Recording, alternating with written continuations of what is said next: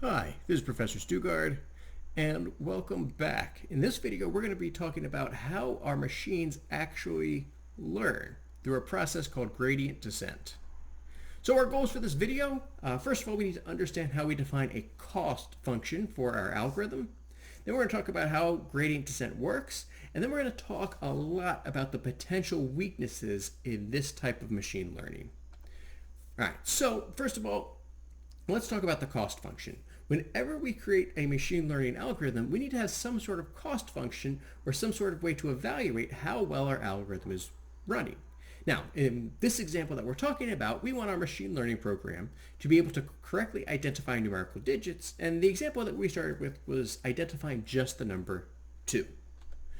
So, to recap, our input was an image file which we were able to subdivide into a 10 by 10 grid where each entry was recorded as the grayscale value of that particular grid, and then the results were all stored in a 100 by 1 vector. Then that vector was passed through our neural network, which consisted of 2 hidden layers, 10 perceptrons each, with a total of 1,230 different parameters or variables, which those are the parts that we need to tune. That's how the machine actually learns.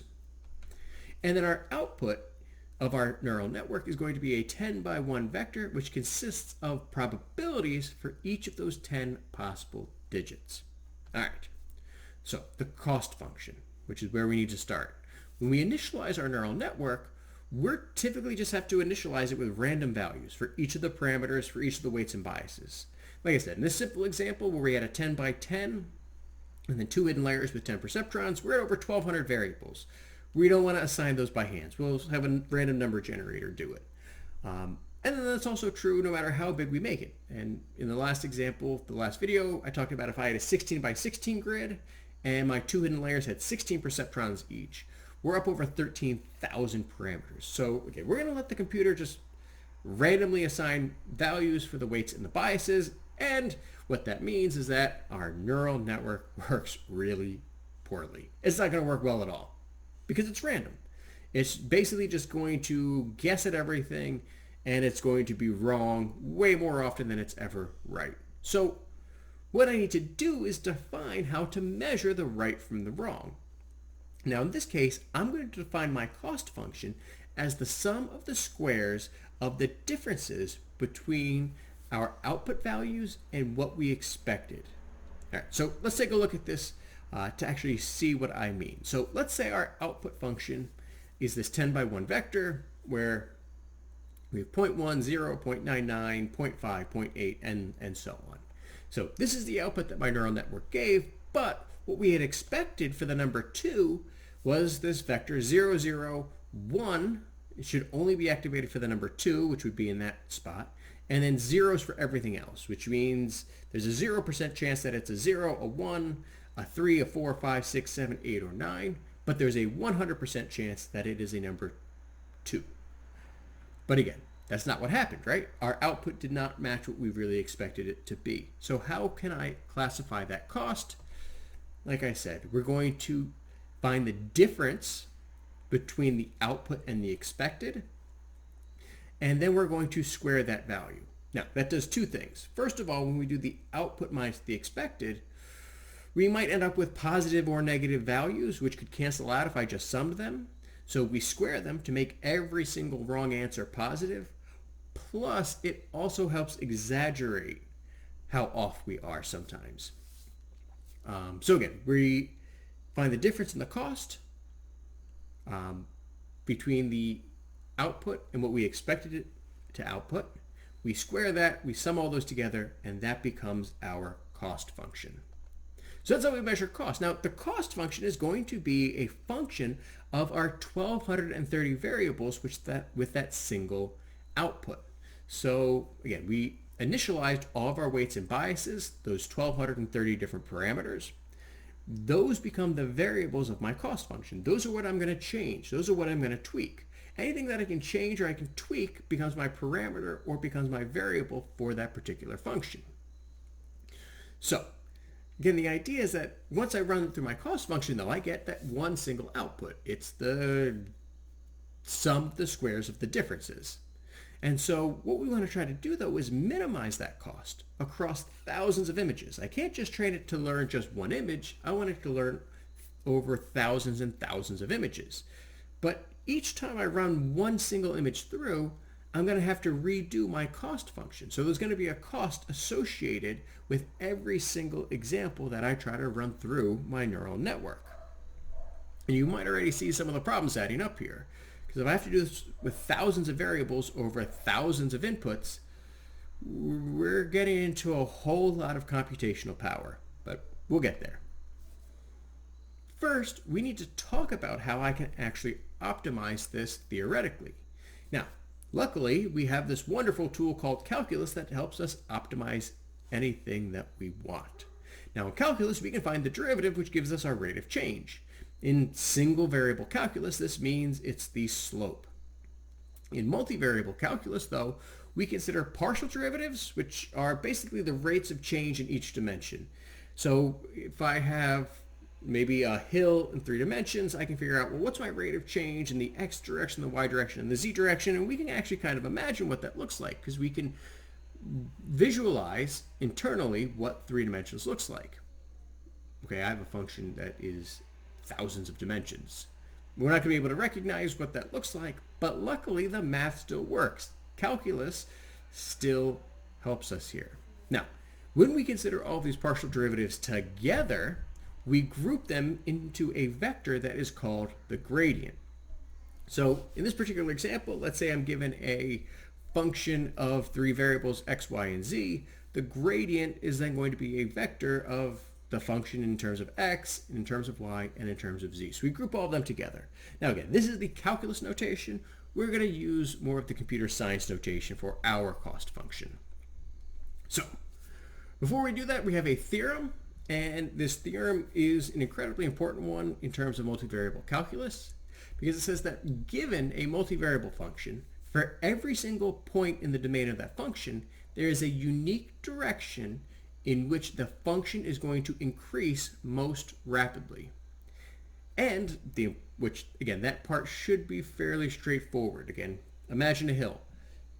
From any point on that hill, there's going to be a way that points up towards the top of the hill. That's basically what the gradient is saying. Now, the theorem part is that the gradient evaluated at that point is actually going to point at that maximal rate of change. It's going to point towards the top of the hill. So because the gradient is only going to point to the top of the hill, if I want to minimize and come down the hill, I can just use the opposite gradient or the negative gradient. And that's always going to point towards a decrease for my function. So if I want to minimize my multivariable function, what we're going to do is calculate that gradient, and then we're going to move slightly in the direction of the negative gradient, and then repeat that process over several different iterations. So let's try to visualize what that would look like in 3 dimensions. So I had this function that I created in 3 dimensions. I'm going to pick some point, so P1, some point on my function. And when I calculate the gradient, that gradient, which we use the upside down triangle to denote, is going to point towards the top of the hill. And if the gradient points towards the top of the hill, that means the opposite, or the negative gradient, is going to point down the hill. So what we do is we take that direction down the hill, we move a little step in that direction, and we call that point 2. Once we have point 2, well, we're going to do the process over again. So from point 2, we find our gradient, which is going to point up the hill, which means the negative gradient points down the hill. And we iterate that process over and over again until we hopefully reach a local minimum. All right, well, if we just look at that picture, did I reach the absolute minimum? Is that the smallest value that I can possibly get to? Well, no. I just ended up in a local minimum. Is that good enough? Well, usually. Is it the best? Probably not. Do I know if I ended up at the local minimum or the global minimum? No. We have no real way of knowing. Which is definitely one of the weaknesses with neural networks, although, again, they work exceedingly well, whether we find the global minimum or just a local minimum. All right, so back to our notation. So our cost function, C, has our 1,230 different variables. The opposite gradient is just negative upside down triangle C.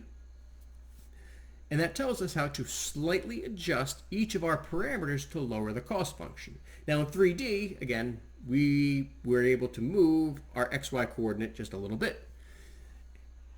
In the terms of our cost function, which has 1,230 variables, all we need to do is visualize a function in 1,230 dimensions.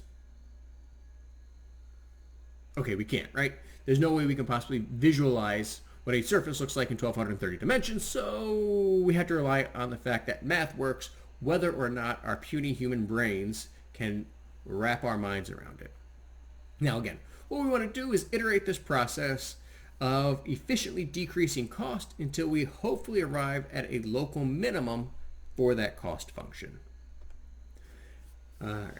Now, when we talk about the cost function, like I said, we're typically going to consider it more as a vector in our computer science notation here.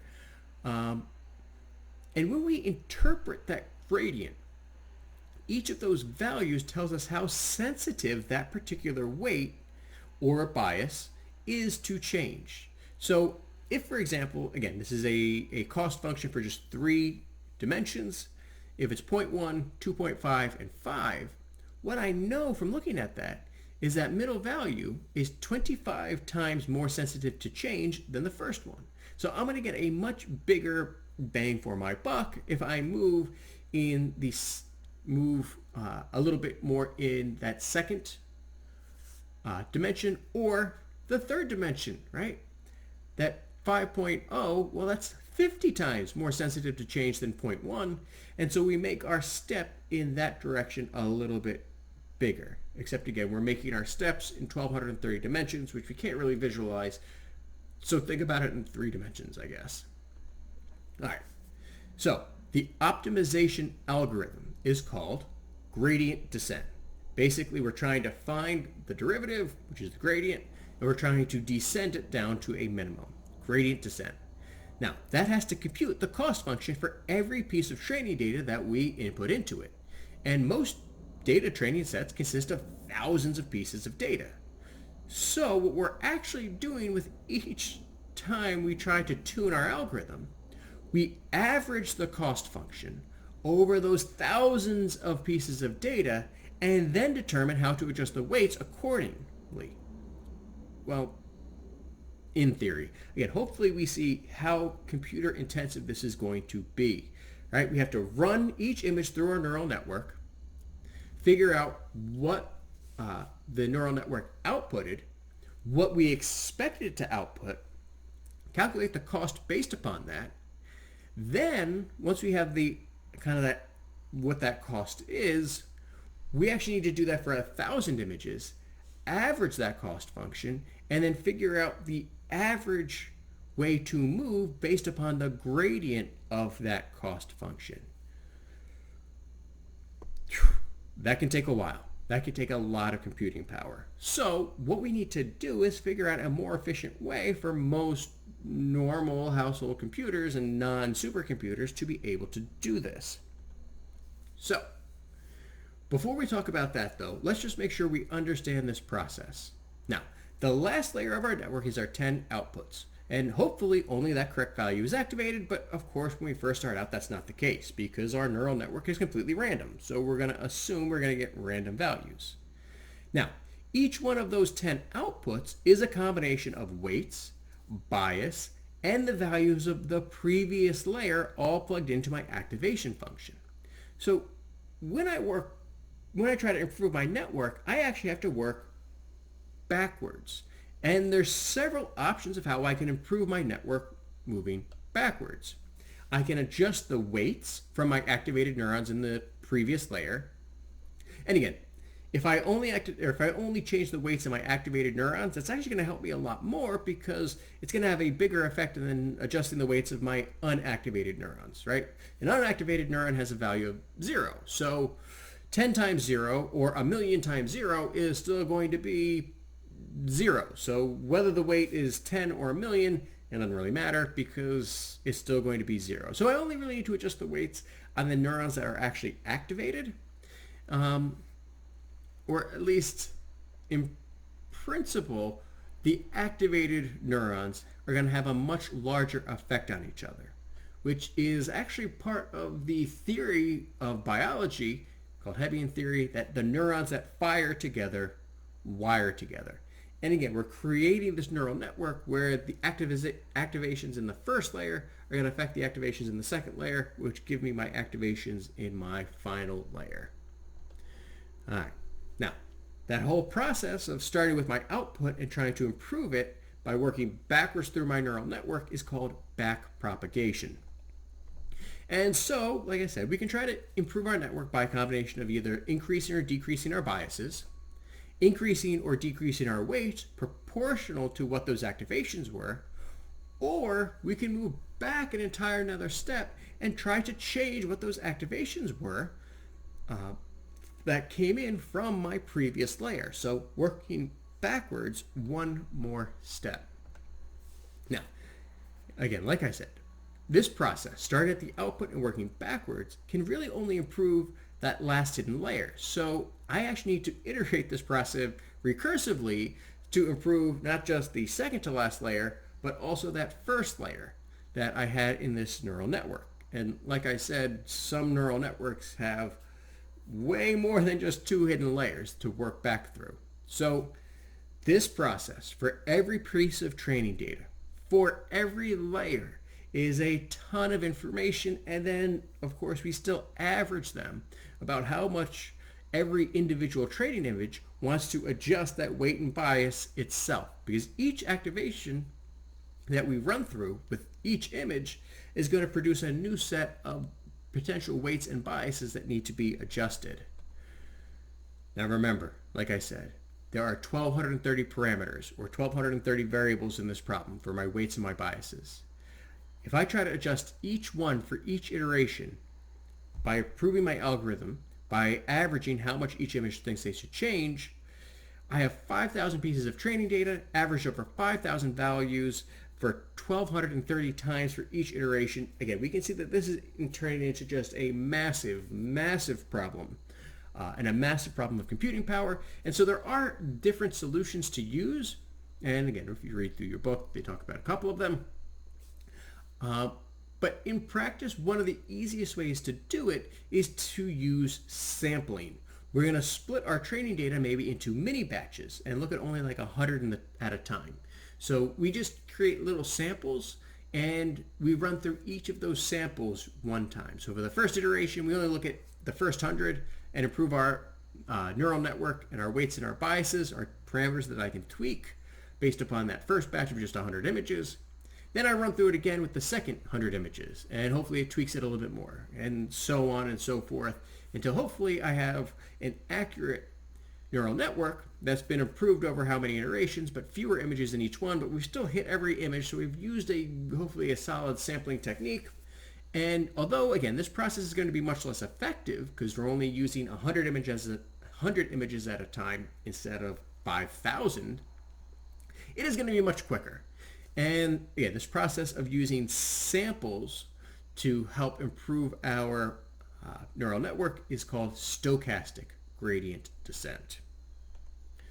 All right, so the terminology we've used so far: backpropagation. So backpropagation is the name of the algorithm for determining how we improve our network for a single training data example by adjusting our weights and our biases that will most rapidly decrease our cost. Now, gradient descent is when we average that process over all of our training data. Now, not just neural networks use gradient descent. In fact, almost all algorithms are using some form of gradient descent to help improve themselves. It just depends that we might define our cost function a little bit differently. But based upon how we define our cost function, well, we'll be able to find the gradient of our cost function based upon our training data. And then using that process of gradient descent, we will be able to improve our algorithm no matter which type of algorithm it is. And then stochastic gradient descent is, of course, when we take just a sample at a time, and we eventually run through all of our training data, but again, only with our mini batches in our sample. All right, so the theory of backpropagation is basically these 4 equations. Okay, so you don't have to worry about those equations right now. But if this is something that you want to do for a career, if this is something that you really want to work in as in your future, you will need to take a bunch of calculus courses to understand what each of these notations mean. Now, each of those notations, I've actually explained what all four of those functions do in these two videos about how we use backpropagation and neural networks to have a machine actually learn how to identify images. But you will have to learn them a little bit more in depth if this is something that you end up studying for a career. All right. So what are some of the weaknesses here with my neural network? Well, there's quite a few. First of all, our gradient descent reached a local minimum, probably. Is it really the best minimum? And did we really capture the patterns in our data?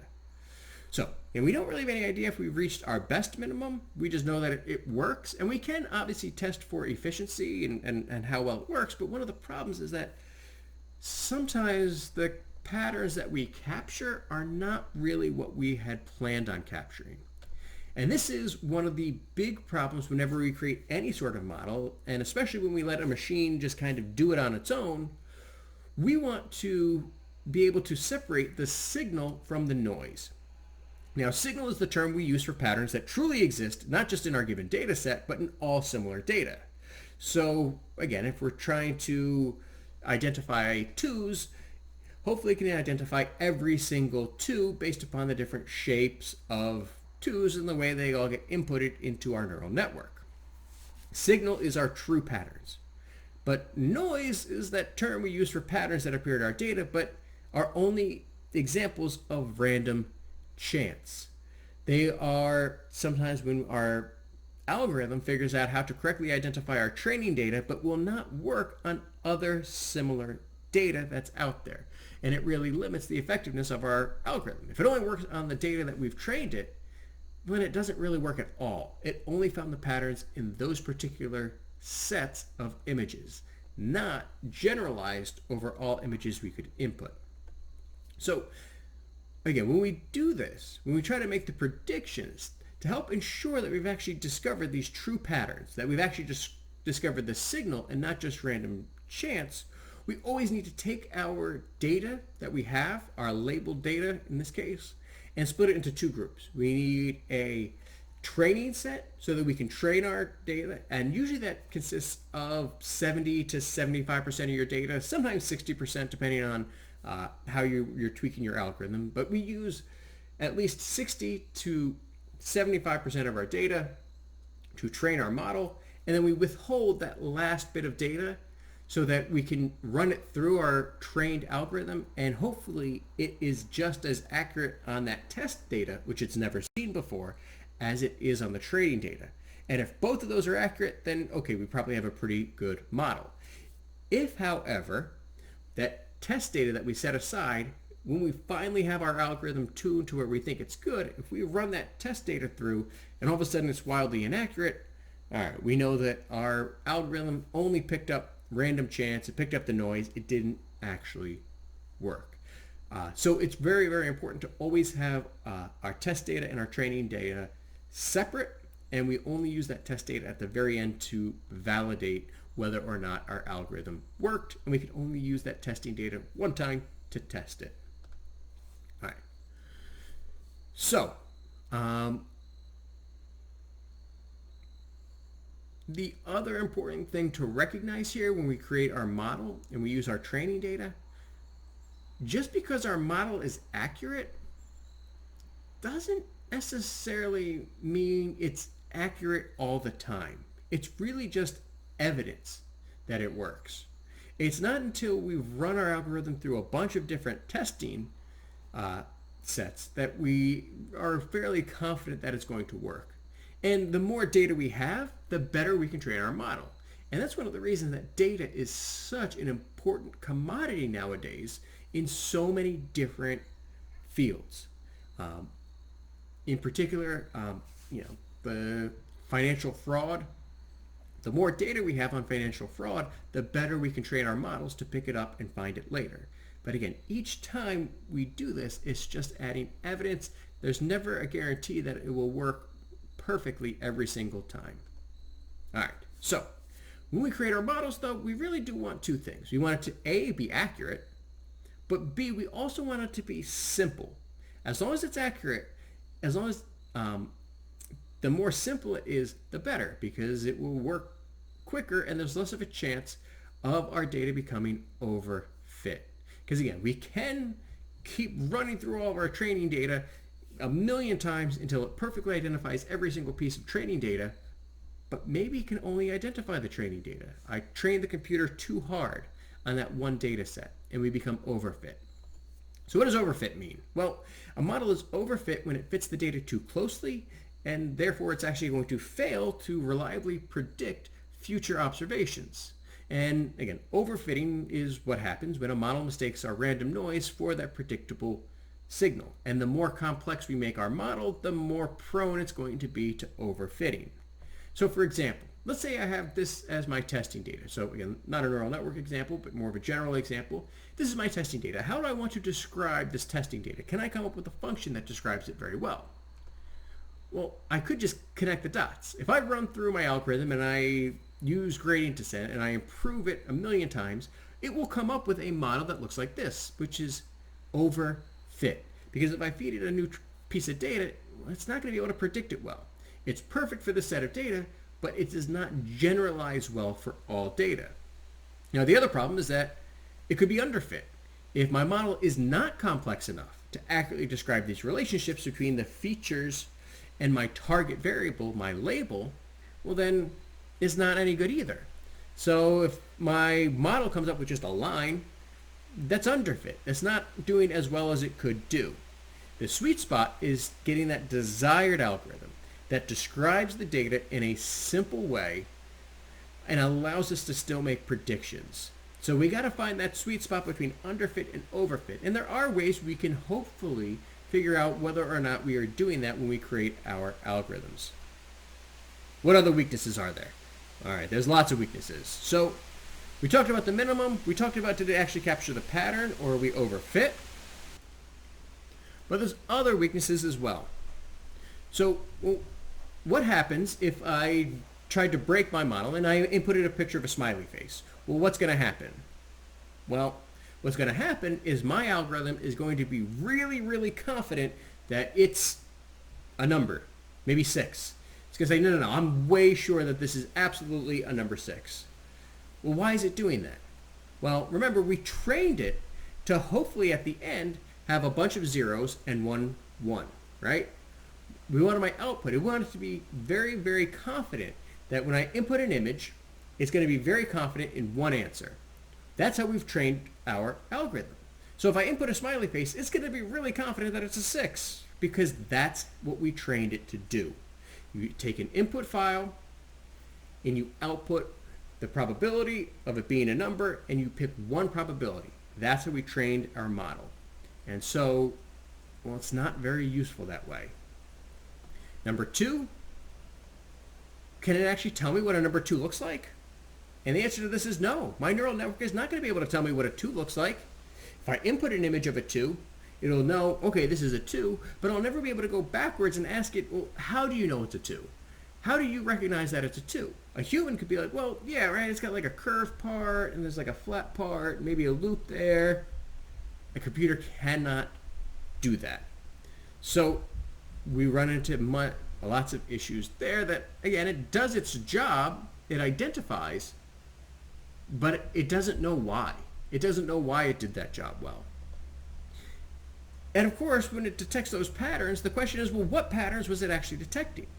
Those layers of perceptrons are typically hidden. It's like a black box. They're just random weights and biases. So what patterns did it pick up? And so, there's great examples all over the place of weaknesses everywhere when it comes to these neural networks. I'll run through a few. So a couple years ago, a guy claimed that he had created a neural network that could identify, if you feed it a picture, it'll either tell you if it's a dog or a wolf. Well, okay, it actually worked really well until someone went through and tried to break it. And it turned out it wasn't identifying dog versus wolf because that's kind of difficult. What it was identifying is whether or not there was snow in the picture. Because the pictures that he trained his algorithm on for wolves, all of the pictures of wolves had snow in the picture. All of the pictures of dogs typically did not have snow. So he actually created an algorithm that detected snow in the pictures. But he thought it was detecting dogs and wolves. There's another one. Google created a neural network. This was a couple years ago that they swore it could predict when flu outbreaks would occur based upon people's search history. And again, that sounds plausible, right? That, okay, Google's better than the doctors at determining where a flu outbreak's going to be. Because, yeah, okay, maybe people are Googling flu symptoms and this, that, and the other thing, and they touted it as this great big achievement by Google, and then someone went back and actually looked at that black box. And you know what? The number one predictor for a flu outbreak was somebody searching for high school basketball scores. Because it turns out there was that confounding, lurking variable where it was just the fact that it was winter. The searches that people made in the winter were much more likely to result in flu outbreaks because it was really the winter that is correlated with the flu, and Google has since, kind of scrubbed that from history. One last weakness, there was a person who tried to create a neural network to determine whether someone was a criminal or not a criminal, which that should set off all kinds of alarm bells right there. How can you possibly just look at a picture of a person and determine if it's a criminal or not? But his neural network was incredibly efficient. It actually worked really well. Until somebody asked him, well, how did you train this data? He said, well, for the criminals, I went through the mugshot database, which is publicly available, and I used just mugshots that told me that the person was a criminal. And for the non-criminals, I just went on everybody's public, if you had a public Facebook profile or a public Instagram profile, you just, scrubbed the web and took all your photos and used those as the non-criminals. Well, what happens when you post a picture on social media? You're smiling, right? You gotta at least pretend to be happy if you're not really happy, right? That's social media. But what about for a mugshot? Yeah, that's right. People frown. They're not happy because they're getting their mugshot photo taken. So he actually developed a smile detector. And again, not that these are necessarily bad inventions, but they're not doing what they thought they did. And there's always that issue when it comes to neural networks and machine learning algorithms. It might not be detecting the pattern that you think it's actually detecting. All right, so in conclusion, can you answer these following questions? What is a cost function? What do we mean by gradient descent? And then can you define signal, noise, overfit, and underfit? All right, well, I hope we learned a few things in this video today, and I hope this lets you think about these things in a little bit more in-depth way. And as always, well, take care of yourselves.